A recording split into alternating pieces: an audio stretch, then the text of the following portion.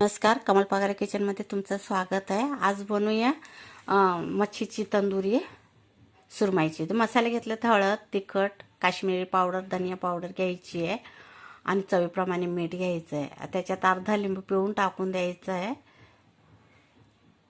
आणि सगळं कालून घ्यायचं। आता याच्यामध्ये टाकायचं आहे कॉर्नफ्लॉवर, टाकायचं आहे 1.5 चमचा। तंदुरीसाठी कॉर्नफ्लॉवर टाकायचं आहे, मैदा पण टाकला तर चालेल। आणि आता टाकायचं पाणी थोडं थोडं टाकून मस्तपैकी आपल्याला पेस्ट बनवून घ्यायची आहे याची।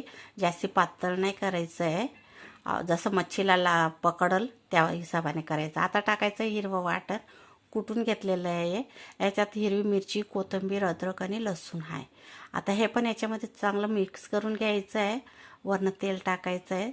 तेल टाकल्याने काय होतं, तव्याला हे जे लावलं आहे आपण ते सुटत नाही मच्छीचं। चला अशा प्रकारे सगळे लावून घेऊया मच्छीला, एक एक पीस करून आणि साईडला ठेवून देऊया। हे बघा, अशा प्रकारे लावून घ्यायचं आहे। खूपच मस्त होतं आहे बरं का, एकदा नक्की करून बघा। सुरमईची तंदुरी तुम्हाला नक्की आवडेल। आणि आवडल्यास, अगर व्हिडिओ आवडला, माझी रेसिपी आवडल्यास सबस्क्राईब करायला बाकी विसरू नका।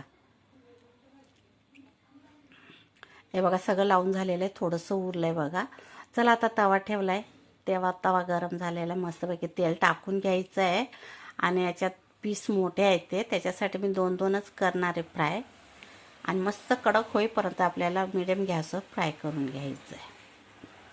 हे बघा, अशा प्रकारे